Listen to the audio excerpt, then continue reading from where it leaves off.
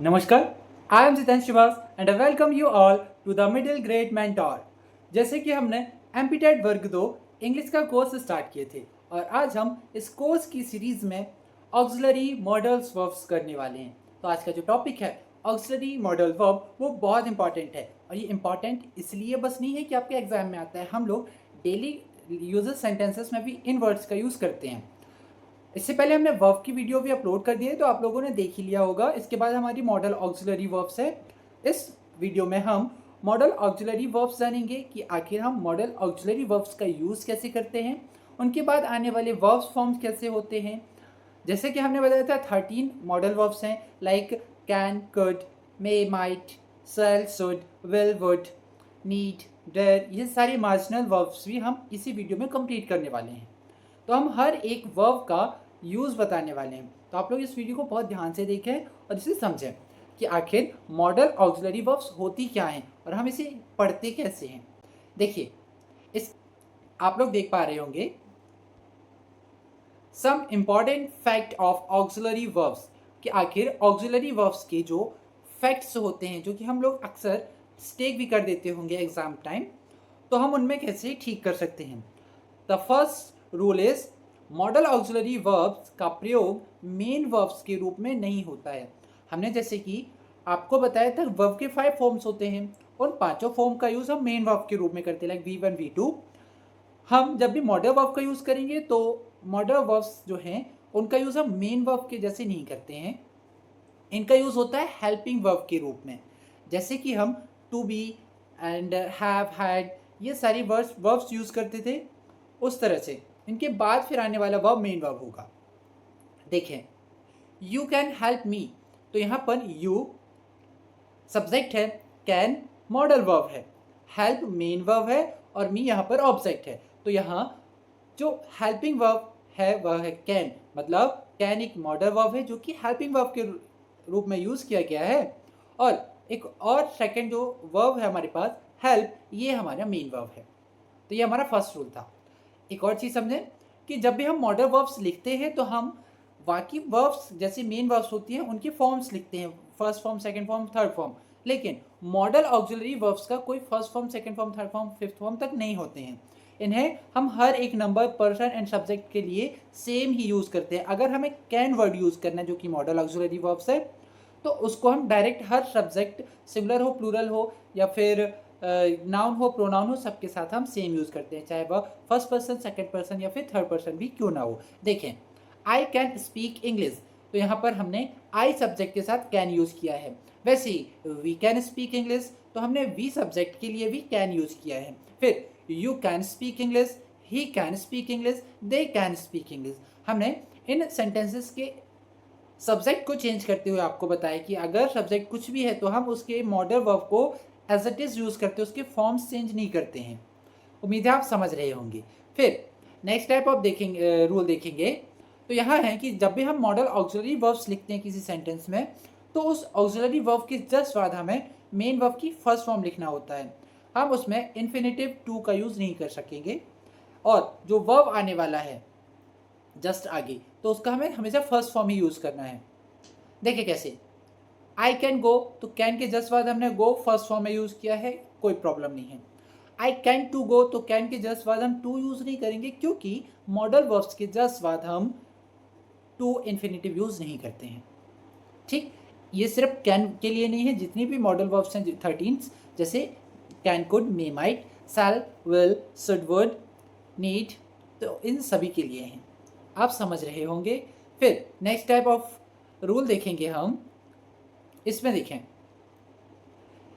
Rule 4 है और used के बाद इन्फिनेटिव विथ टू का यूज़ कर सकते हैं। हमने जो अभी वर्ब्स बोले उनके अलावा सिर्फ हम टू और ऐसे मॉडल वर्ब हैं जिनको हम मार्जिनल वर्ब भी बोलते हैं, इनके साथ हम यूज़ कर सकते हैं किसे, infinitive to. Like we ought to help the poor, तो हम ऑट के साथ टू यूज़ कर सकते हैं। ऐसे यूज्ड के बाद भी हम टू यूज़ कर सकते हैं, सही होता है। बिना टू के हम इसे यूज़ नहीं कर सकते हैं। देखिए, he used to walk in the morning, तो यहाँ पर यूज्ड के बाद टू यूज़ किया है तभी हमारा सेंटेंस करेक्ट होगा, नहीं तो इनकरेक्ट हो जाएगा, याद रखिएगा। फिर देखें, जैसे कि हमने बोला था कि जो मॉडल वर्ब्स हैं उनका यूज़ हम हेल्पिंग वर्ब के रूप में करते हैं, मेन वर्ब के रूप में नहीं करते। लेकिन यहाँ दो ऐसी वर्ब्स हैं जिनको हम मेन वर्ब के रूप में भी यूज़ कर लेते हैं। देखें, डेयर एंड नीड, ये दो ऐसे वर्ब्स हैं जिसे हम मेन वर्ब के रूप में भी यूज़ करते हैं। एग्जाम्पल है, ही नीड्स माई हेल्प। तो यहाँ पर हमने नीड्स वर्ड को हेल्पिंग वर्ब के रूप में ना करके मेन वर्ब के रूप में भी यूज़ कर सकते हैं। हमारा ऐसा भी सेंटेंस करेक्ट होता है, लेकिन ये डेयर और नीड के लिए ही सही होता है। नेक्स्ट देखेंगे, वर्ब टू बी का प्रयोग कंटिन्यू टेंस में। कंटिन्यूअस टेंस मतलब ऐसे टेंस जो कि हम लोग हमें टू बी वर्ब्स यूज़ करते हैं, और हमने सेंटेंस की टाइप में भी आप लोगों को बताया। आगे हम टेंसेस पढ़ेंगे तो वो भी हमारा कंप्लीट हो जाने वाला है। तो देखें, टू बी हेल्पिंग वर्ब जो होती है वो कंटिन्यूअस सेंटेंसेस में यूज़ करते हैं। इसके जस्ट बाद एम वी मतलब मेन वर्ब है। मेन वर्ब की फोर्थ फॉर्म यूज़ करते हैं, मतलब आईएनजी फॉर्म ऑफ वर्ब, जिसे हम प्रेजेंट पार्टिसिपल भी बोलते हैं। देखें, ही इज़ टेकिंग कॉफ़ी, तो is to be helping verb है, सॉरी टू बी वर्ब है। इसके जस्ट बाद हमने टेक के साथ आईएनजी लिखा, टेकिंग। अब हम आपको ये बता दें कि टू बी वर्ब्स कौन कौन सी हैं। देखें, is, am, are, was verb, will be और शैल बी, जो ये वर्ब्स हैं ये होती हैं टू बी वर्ब। आप चाहें तो नोट डाउन करें और इसे एक बार अच्छे से रीड करें, ताकि आपको इसे लर्न करने में, सीखने में कोई भी दिक्कत नहीं हो।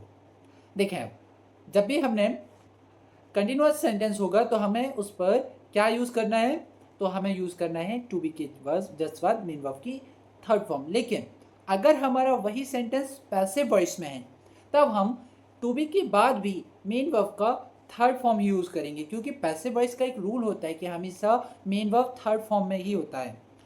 अ letter was written by me, तो यहाँ देखिए ऑब्जेक्टिव केस में मी यूज़ किया है, जो ऑब्जेक्ट है उसे subjective as a subject use किया है।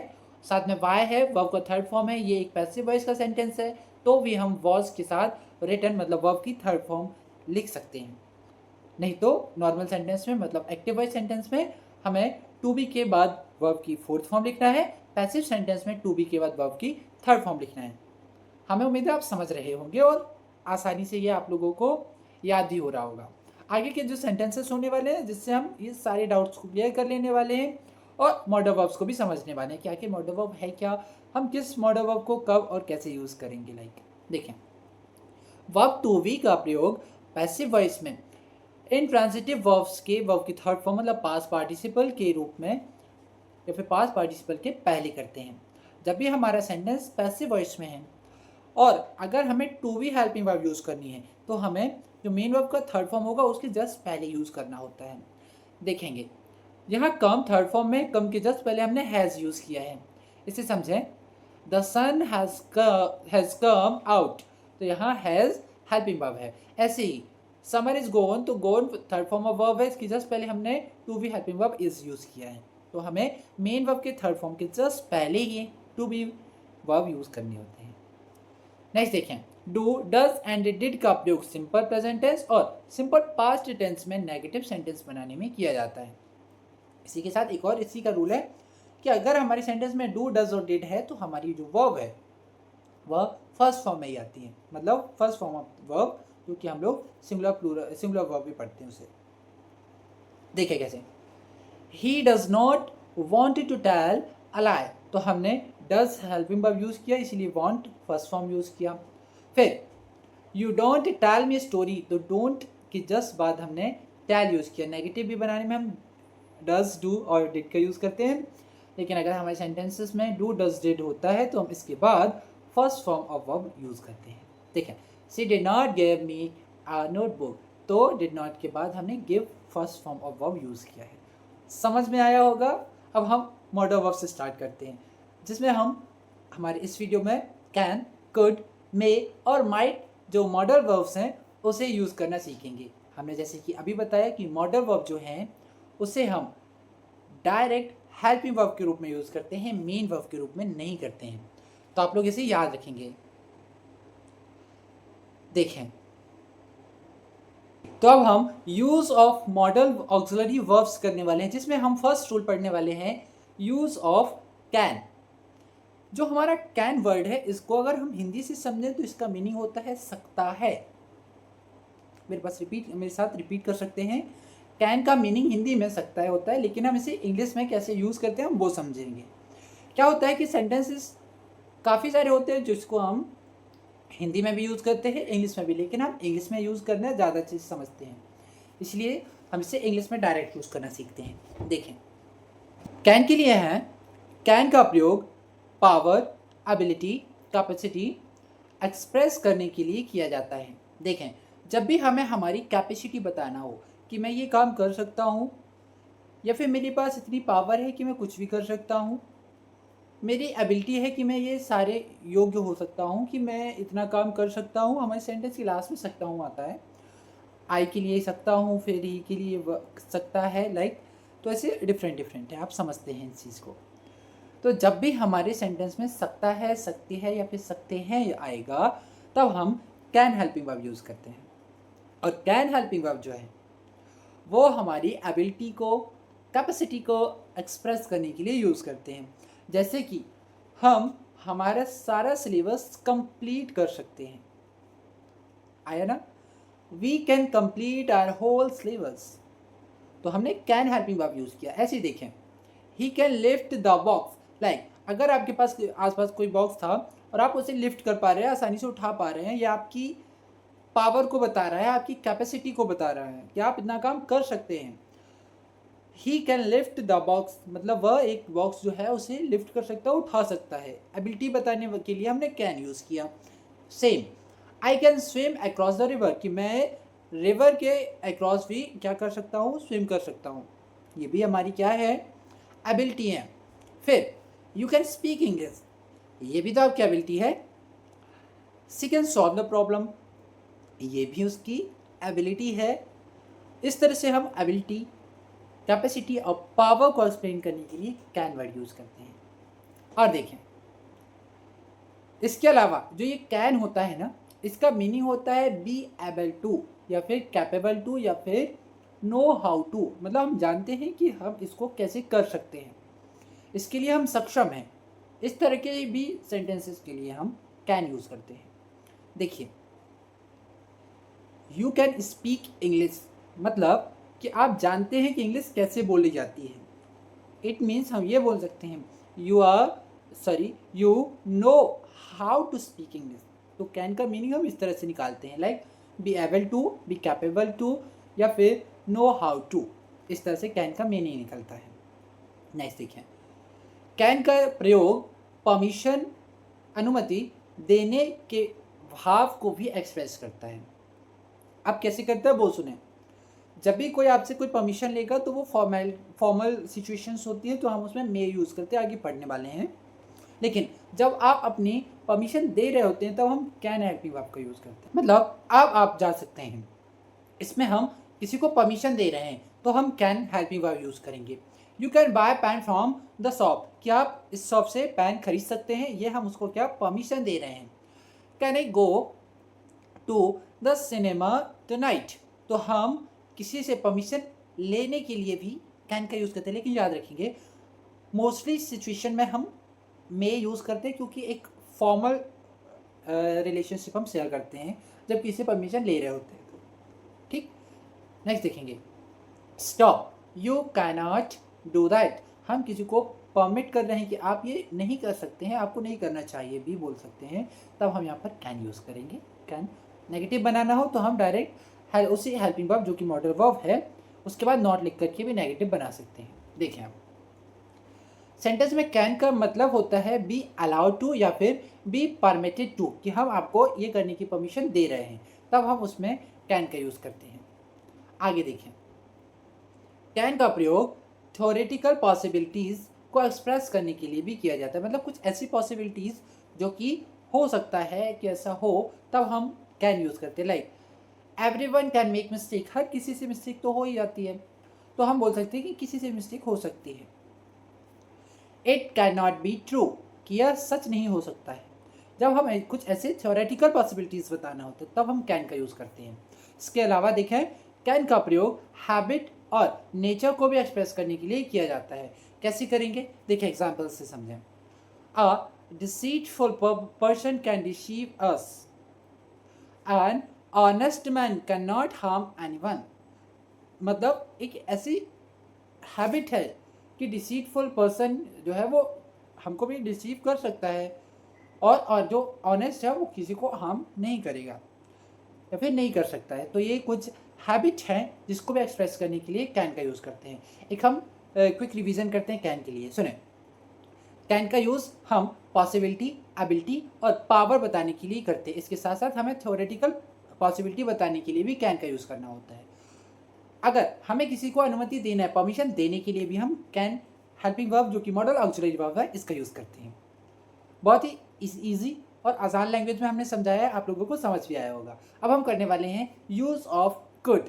देखें आखिर कुड क्या है और कुड का मीनिंग क्या होता है, फिर हम इसे यूज़ कब और कैसे करते हैं। जैसे आपने कैन आसानी से समझ गए, इट मीन्स कि आप कुड भी आसानी से समझ जाएंगे। बस इसमें थोड़ा सा चेंजेस है, थोड़ा सा डिफरेंट है, बाकी सब सेम है। देखें कैसे। कुड का प्रयोग हम कैन के पास्ट टेंस फॉर्म में भी करते हैं। इट मीन्स जब हम direct to indirect speeches change करते हैं तब इनडायरेक्ट स्पीच में कैन को हम कुड कर देंगे।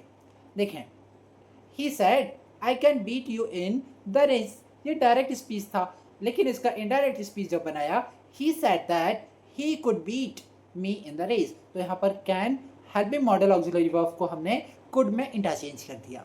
ऐसे ही I said I can solve this sum, अभी हम कैन को कुड में चेंज करेंगे। Like I said that I could solve that sum, तो हमने कैन को could past tense of verb use करते हैं। समझे होंगे आप। आगे देखें, कुड का प्रयोग past ability, past power, past capacity बताने के लिए भी करते हैं। जैसे हमने कैन का यूज़ किया था, हम कोई काम कर सकते हैं तब हम कैन यूज़ करते हैं। अगर हमने पास्ट में कोई काम कर सकते थे, उस टाइम की एबिलिटी बतानी है, आज से कुछ टाइम पहले की पास्ट की, तब हम यहाँ पर कुड मॉडल ऑक्सिलरी वर्ब का यूज़ करते हैं। कैसे करेंगे देखें, my brother could drive a car at the age of 16। It means जब मेरा भाई 16 का था तब कार ड्राइव कर सकता था, ये उसकी एबिलिटी थी। ये जो है टाइम जो है अब कैसा पास्ट का था, अब वो टाइम जो है वो निकल गया है, तो हमने पास्ट की एबिलिटी एक्सप्रेस किया। Like when I was young I could outrun him. अब देखिए, जब मैं यंग था तब मैं उसको क्या कर सकता था, अटर्न कर सकता, मतलब हरा सकता था। अब ये हमारी कब की है, व्हेन ही वाज यंग। अब वो यंग नहीं होगा, टाइम चेंज हुआ, अब बड़ा हो गया होगा, शायद एज उसकी और भी हो गई होगी, बूढ़ा भी हो सकता है। तो इस तरह से तो हम कब यूज़ करते हैं वो समझ गए आप। इसके साथ आगे वाले रूल में हम और समझेंगे। देखिए, कुड जो है ना वो कैन का सिमिलर ही है, बस हम अगर कैन समझते हैं तो उसके साथ हम कुड भी बड़ी आसानी से समझ सकते हैं। देखें, कुड का प्रयोग पोलाइट रिक्वेस्ट, परमिशन को भी एक्सप्रेस करने के लिए इंटरोगेटिव सेंटेंस में, बट प्रेजेंट टाइम में भी करते हैं। इसीलिए थोड़ा कंफ्यूज होते हैं लोग कि हमने एक चीज़ पढ़ा है कि पास एबिलिटी, कैपेसिटी बताने के लिए हम कुड यूज करते हैं, लेकिन जब हमें पोलाइट रिक्वेस्ट करना है, किसी से परमिशन एक्सप्रेस करना है, तब हम कुड हेल्पिंग वर्ब का यूज़ कर सकते हैं, वो भी प्रेजेंट सिचुएशन में भी कर सकते हैं। देखें, could you help her please, जब हम किसी से रिक्वेस्ट कर रहे होते हैं एक पोलाइट कि क्या आप उसकी हेल्प कर देंगे, तब भी हम कुड हेल्पिंग वर्ब यूज़ करते हैं, could you help her please. इस तरह से हमारा सेंटेंस होता है उस टाइम। फिर कुड आई स्मोक हियर, अगर आप मेरे से परमिशन ले रहे हैं तो मैं तो बिल्कुल नहीं बोलूँगा, मैं बोलता हूँ कि no, you could not smoke here. देखिए, smoking is not a good thing. Okay, सुने, कुड आई स्मोक हियर, तो ये कोई परमिशन लेने के लिए यूज़ कर रहे हैं, कुड यूज़ किया है जो कि पोलाइट रिक्वेस्ट है, आप उससे रिक्वेस्ट कर रहे हैं, बट अगर वो चाहे तो मना भी कर सकते हैं, लाइक आई डू। देखें, could I borrow your notebook for today, तो जब भी आप किसी से पोलाइट रिक्वेस्ट कर रहे होंगे, अपने फ्रेंड से, अपने फैमिली मेम्बर से, अपने पार्टनर से, आप उसमें कुड यूज़ करके आसानी से कर सकते हैं। आपके एग्ज़ाम में हेल्पिंग वर्ब्स के 2 से 3 मार्क्स जो हैं वो ज़रूर आने वाले हैं, जिसे बहुत अच्छे से कवर करें। फिर सुने, जैसे कि हमने अभी देखा कि कैन का यूज़ हम परमिशन के लिए करते हैं, पहले ये चीज़ क्लियर करें अपनी को। पोलाइट रिक्वेस्ट हो परमिशन के लिए जो हम एक्सप्रेस करने के लिए, ऐसा नहीं सिर्फ यही वर्ड, हम मे का यूज़ भी करते हैं। सुने, इसके लिए कैन, मे और कुड तीनों का यूज़ करते हैं, लेकिन सबसे ज़्यादा जो होता है वो कुड का यूज़ किया जाता है, क्योंकि पोलाइट रिक्वेस्ट के लिए हम कुड मॉडल वर्ब को ज़्यादा प्रेफर करते हैं। इसलिए जब भी अगर आप पोलाइट रिक्वेस्ट कर रहे हैं किसी से, तो आप वहाँ पर कुड मॉडल वर्ब यूज़ करेंगे। नेक्स्ट देखें, कुड का प्रयोग पॉसिबिलिटी को भी एक्सप्रेस करने में अनरियल सिचुएशन में किया जाता है। अनरियल सिचुएशन मतलब ऐसी जो रियलिटी नहीं है, उस टाइम भी हम कुड का यूज लेकिन पॉसिबिलिटी बताने में करते हैं। देखिए, if I had more money I could bye a motorcycle, possibility है लेकिन अनरियल सिचुएशन मतलब अभी उसके पास पैसा नहीं है, मतलब उस टाइम नहीं था कि अगर उसके पास पैसा होता तो वो मोटरसाइकिल खरीदता, होता तब। अभी हमने बोला ना अनरियल सिचुएशन, तो अनरियल सिचुएशन में हम कुड का यूज़ करते हैं। उम्मीद है समझ गए होंगे। जैसा कैन हम यूज़ करते हैं सेम कुड यूज़ करते हैं, बस कुड का यूज़ हम कैन के पास सेंस में करते हैं, डायरेक्ट इनडायरेक्ट स्पीच में पॉसिबिलिटी को बताने के लिए कुड का यूज़ करते हैं, लेकिन पोलाइट रिक्वेस्ट और परमिशन के लिए एट प्रेजेंट हम कुड का यूज़ कर सकते हैं। और अनरियल पॉसिबिलिटी को भी बताने के लिए हम कुड का यूज़ करते हैं। कैन और कुड दोनों ही आसान हैं, आप समझ गए होंगे। अब हम नेक्स्ट आगे बढ़ते हैं, use of May. May is also a model auxiliary verb. देखें, हाँ, यूज़ ऑफ मे, आखिर मे क्या है, इसका मीनिंग क्या है, इसे हम यूज़ कब कहाँ क्यों करते हैं, सारे क्वेश्चंस के आंसर्स आपको इसी वीडियो में मिलने वाले हैं। क्योंकि मे भी एक ऐसा हेल्पिंग वर्ब है जो कि आप अक्सर यूज़ भी करते हैं। देखें, अगर आप ने ये सुना होगा, अगर की तो बात ही नहीं है, सुना ही है, बोला भी है, आप लोग अपने अपने क्लासरूम्स में जब भी आप अपने टीचर से परमिशन ले रहे होते हैं कि कहीं जाना है, लाइक वॉशरूम जाना है, टॉयलेट, तब आप अक्सर बोलते होंगे may I go toilet sir, toilet ma'am, like that. तो देखें, मे का use to take and give permission को एक्सप्रेस करने के लिए किया जाता है। अगर हम किसी से परमिशन ले रहे हों या फिर किसी को परमिशन दे रहे हों, तब हम मे हेल्पिंग वर्ब का यूज़ करते हैं। मे का यूज़ भी कैन के जैसे ही होता है, सकता है, सकते हैं। देखें, क्वेश्चन है, may I use your mobile, क्या मैं आपका मोबाइल यूज़ कर सकता हूँ, ये हमारी क्या है, polite permission, to take permission, हमने ये वर्ड यूज़ किया है। May I use your phone, फिर अगर आप मेरे को चाहें तो आप परमिशन दे सकते हैं, चाहे तो मना भी कर सकते हैं। यस यू मे, तो जब आपने यस कहा तो मे यूज़ किया। अगर नो बोलना होता है तो मे के बाद हम नो नॉट लिखता है, नो यू मे नॉट। इस तरह से हम परमिशन जो है वो क्या कर सकते थे, दे सकते थे, कि मना भी कर सकते थे। नेक्स्ट देखें, मे आई कम इन सर, अक्सर बच्चे बोलते हैं क्लासरूम्स में। अगर आप उसे परमिशन देना चाहें तो बोलते हैं यस यू मे कम, और नहीं तो बोल सकते हैं नो यू मे नॉट, कुछ इस तरह से। अब ये जो मे वर्ड है, मतलब ऑक्सिलरी वर्ब है, वो इतना आसान है कि इसको बड़ी आसानी से लोग समझ लेते हैं और इसे अडॉप्ट भी कर पाते हैं। आगे देखेंगे, इस प्रकार सेंटेंस में मे का प्रयोग बी अलाउड टू के अर्थ में किया जाता है, मतलब कि जब हम किसी को अलाउ करते हैं तब के सेंस में भी करते हैं।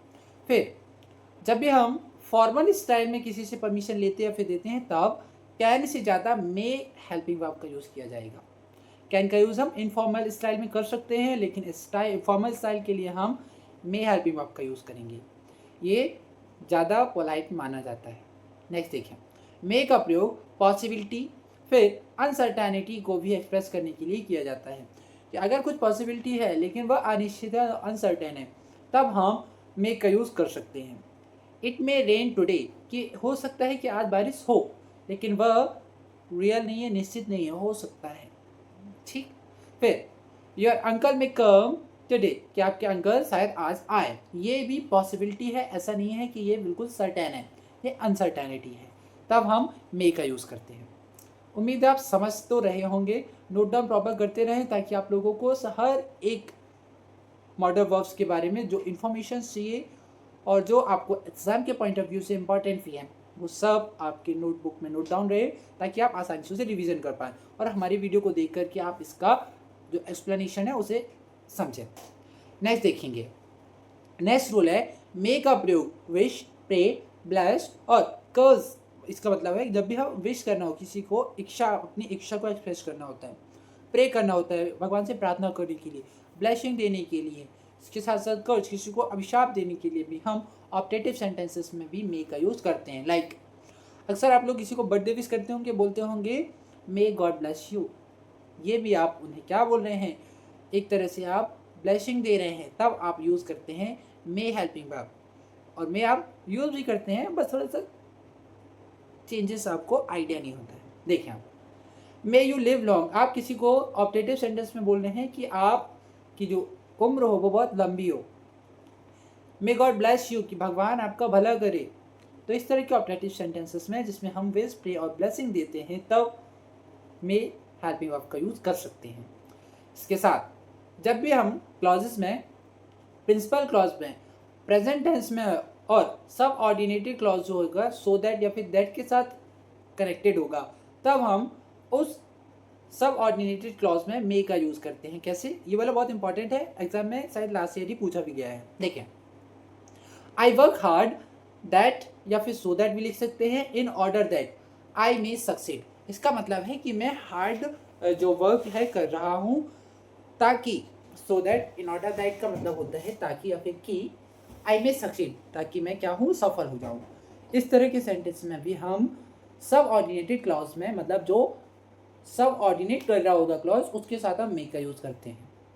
एक और एग्जांपल देखें, we eat so that we eat so that we may live.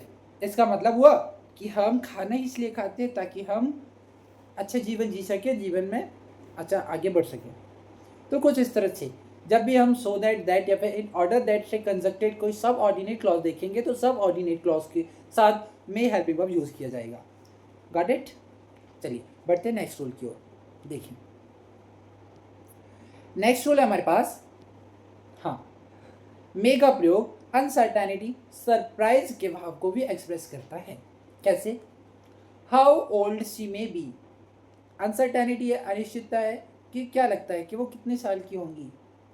आप लोग अक्सर लोगों को देखते होंगे शादी पार्टियों में, वॉइस तो अक्सर करते होंगे, तो इतना उसका अनसर्टेन ही उसका एज जो है वो अपने माइंड में कैलकुलेट करते हैं, like how old she may be करते हैं ना आप लोग।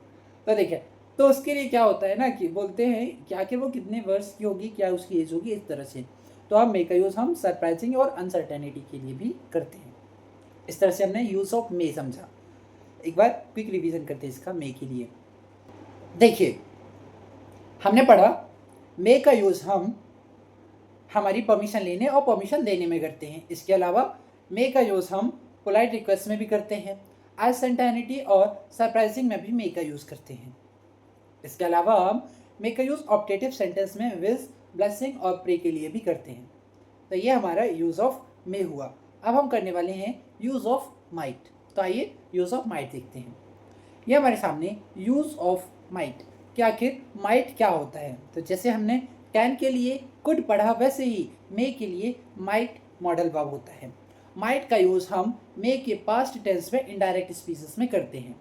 अब इनडायरेक्ट स्पीचेस में कैसे, जैसे हम कैन के प्लेसेस पर कुड यूज़ कर सकते थे, वैसे ही मे के प्लेस पर माइट यूज़ करेंगे। He said you may go now, कि उसने कहा, मतलब एक तरह से परमिशन दिया, यू मे गो नाउ, कि अब आप जा सकते हैं। इसको जब हम इनडायरेक्ट स्पीच में चेंज करेंगे, he said that I might go then, तो मे के प्लेस पर हमने might past tense form use किया है। तो मे का इनडायरेक्ट स्पीच में माइट यूज़ करेंगे। फिर he said may you live long, he said that I might live long, तो यहाँ पर मे के लिए हमने क्या किया, ऑप्टेटिव सेंटेंस का नॉर्मल सेंटेंस बनाया और माइट यूज़ किया है। इस तरह से हम यूज़ करते हैं। नेक्स्ट देखें, माइट का प्रयोग लेस पॉसिबिलिटी, मतलब पॉसिबिलिटी तो बताने में किया जाएगा, लेकिन जब बहुत कम पॉसिबिलिटी होगी तब। हमने पढ़ा था कि मे का यूज़ हम पॉसिबिलिटी में करते हैं, माइट का भी करते हैं, लेकिन जब हमारी पॉसिबिलिटी बहुत कम होगी, ना के बराबर, तब हम लेस पॉसिबिलिटी में माइट यूज़ करते हैं। लेकिन पॉसिबिलिटी जब अधिक होती है, संभावना अधिक होती है, तब हम मे यूज़ करते हैं। देखें, इट माइट रेन टुडे, मतलब कि रेनिंग, आज बारिश होने की जो संभावना है वो कैसी है, कम है, लेकिन हमने इसी सेंटेंस में यूज़ किया होता इट मे रेन टुडे, मतलब आज बारिश होने की संभावना काफ़ी ज़्यादा है, तब हम माइट का यूज़ करते हैं। उम्मीद है आप समझ तो गए होंगे और अपनी नोटबुक में नोट डाउन भी किए होंगे। सुने आप, जब भी हम किसी कार्य, व्यापार में के होने की बहुत अधिक संभावना को एक्सप्रेस करना होता है, तो हम कैन वर्ड यूज़ करते हैं। मतलब जब हम सबसे ज़्यादा पॉसिबिलिटी को एक्सपेक्ट करते हैं तब हम कैन हेल्पिंग वर्ब यूज़ करेंगे। लेकिन कैन से थोड़ा सा कम एक्सप्रेशन है, कम पॉसिबिलिटी है, तब हम मे यूज़ करेंगे। और जब बिल्कुल लेस पॉसिबिलिटी है, बिल्कुल ना के बराबर, तब हम माइट यूज़ करते हैं। उम्मीद है समझ गए होंगे। आगे देखें, माइट का प्रयोग पोलाइट रिक्वेस्ट, परमिशन के भाव को एक्सप्रेस करने के लिए किया जाता है। देखिए, जैसे कि हमने मे का यूज़ भी परमिशन और पोलाइट रिक्वेस्ट में किया था, वैसे ही अगर हम पोलाइटली रिक्वेस्ट करना चाहें तो माइट का यूज़ कर सकते हैं, जैसे हम कुड भी करते हैं। Like, could I ask a question, क्या मैं आपसे क्वेश्चन कर सकता हूँ। सुने, ये हमारी पोलाइट रिक्वेस्ट होती है, तब हम इसमें माइट का यूज़ करते हैं। You might make a little less noise, कि मतलब हम बोल रहे हैं कि क्या तुम बस थोड़ा कम आवाज़ कर सकते हो, इस तरह से। अब ध्यान से सुने, अब तक हमने जैसे कि पोलाइट रिक्वेस्ट के लिए कैन, कुड, मे, माइट तीनों देखा। अब मतलब 4 है मॉडल वर्ब्स देखे। अब आप लोग कंफ्यूज मत होइएगा कि हम 4 में से किस मॉडल वर्ब को यूज़ करें ताकि हमारा जो सेंटेंस है वो करेक्ट हो। तो देखें, कैन और मे की अपेक्षा अगर हम पोलाइट रिक्वेस्ट कर रहे हैं किसी अच्छे भाव में, किसी झिझक के को एक्सप्रेस करना चाहते हैं, तब हम कुड और माइट का प्रयोग करते हैं। जब भी हम कैन और मे लिखेंगे मतलब हम ज़्यादा ही पोलाइट हो रहे हैं, एकदम रिक्वेस्टेड हो रहे हैं। लेकिन जब हम झिझकते हुए किसी से नहीं बोल पाने की सिचुएशन में बोलते, तब हम कुड और माइट यूज़ करेंगे। ये जब हम सेंटेंस पढ़ेंगे ना, तब आप समझ जाएंगे डायरेक्ट। आगे सुने, कैन से ज़्यादा पोलाइटनेस के भाव को एक्सप्रेस करने के लिए मे यूज़ करते हैं। अब इसका एक सीरीज हम बताते हैं कि कब कैसे यूज़ कर सकते हैं। अगर हम किसी से बहुत ज़्यादा पोलाइट हैं, तब हम यूज़ करेंगे कुड या फिर माइट, दोनों सही होंगे। उससे थोड़ा कम तो मे, और अगर हम किसी से पोलाइट नहीं, एकदम फ्रैंक हैं, तब हम कैन यूज़ कर सकते हैं। समझ गए होंगे? ठीक। अब आगे देखें, सपोजिशनल सेंटेंसेस जो होते हैं, like I wish, we wish, he wish या फिर शी विशेस, इस तरह के सेंटेंसेस जो स्टार्ट होंगे ना, तो वो एकदम क्या होता है कि प्योर इमेजिनेशन होता है। उसको एक्सप्रेस करने के लिए हम क्लॉज में माइट हेल्पिंग वर्ब का यूज़ करते हैं। देखें, इफ़ यू वर्कड हार्ड, तो इफ से स्टार्ट हुआ ना, if you work hard you might succeed. अगर तुम और मेहनत करते, कठिन परिश्रम करते, तो तुम सफल हो जाते। तो हम इस तरह से यूज़ करते हैं। अगर हमारा सेंटेंस जो है वह सपोजिशनल सेंटेंसेस, लाइक अगर ऐसा होता तो, ऐसा हो सकता था, इस तरह के सेंटेंस में हम माइट मॉडल ऑक्सिलरी वर्ब का यूज़ करते हैं। इस तरह से हमने हमारे इस वीडियो में 4 मॉडल ऑक्सिलरी वर्ब कंप्लीट किए, और इसके साथ साथ उसके बेसिक रूल्स जाने कि हम मॉडल वर्ब के साथ किस तरह की हेल्पिंग वर्ब यूज़ करेंगे। मॉडल वर्ब को first form, second form, third form, main verb के रूप में यूज़ नहीं करेंगे। ऐसे करके हमने लगभग मॉडल वर्ब्स के ऑलमोस्ट रूल और 4 मॉडल वर्ब्स के यूजेस जाने हैं, जिसमें हमने कैन, कुड और मे, माइट। अगली वीडियो पर हम आगे के और भी मॉडल वर्ब पढ़ने वाले हैं। प्लीज़ अगली वीडियो के लिए फिर जुड़िएगा। तब तक के लिए नमस्कार, good luck, the middle grade mentor.